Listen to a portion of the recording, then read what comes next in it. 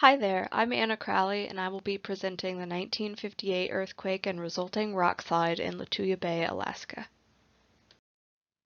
The Fairweather Fault, also known as the Queen Charlotte Fault, is located predominantly off the coast of Alaska and runs north-south along the southeastern edge of the state.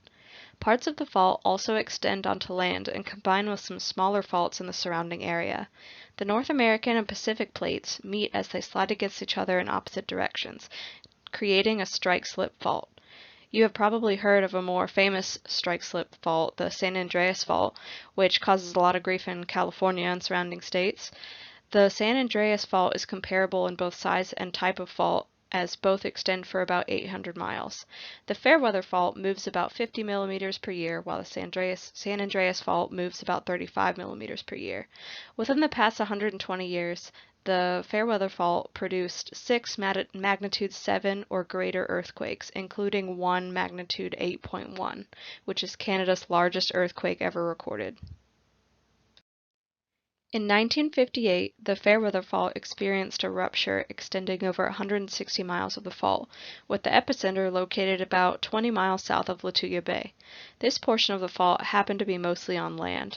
The earthquake measured to be a 7.8 magnitude quake and lasted several minutes. It was the largest earthquake to occur in the area in over 50 years and could be felt as far south as Seattle, Washington. Less than 20 miles from the epicenter of the earthquake lies Lituya Bay, which is a small inlet surrounded by tall trees and mountains. The earthquake caused a massive chunk of mountain peak measuring 2,500 feet wide, 3,000 feet long, and 300 feet tall to plummet about 2,000 feet straight into the bay. Naturally, this would cause some issues, and a tsunami of apocalyptic proportions was created. The highest run-up of this tsunami was measured to be 1,720 feet high. As you can see from the picture, there are areas of almost barren land along the edges of the bay where the tsunami leveled every tree in its path. Here is a bird's eye view of the bay. The origin of the rock slide is labeled in the top right. The sequence of events happened as follows. The rock slid down the north end of the bay, pushing massive amounts of water up the opposite side. Unfortunately, the northeast end of the bay is shaped like a bathtub, which if you remember from childhood, when you slosh water up one side of the tub, it sloshes back the other side equally as high, if not higher. The water smashes back into the original side of the canyon, running up 524 meters, which is labeled in the upper middle. From there, the waves spilled into the bay, taking out all the trees in its path. As you can see, the north shore experienced higher wave height than the south shore due to the bathtub sloshing effect from earlier.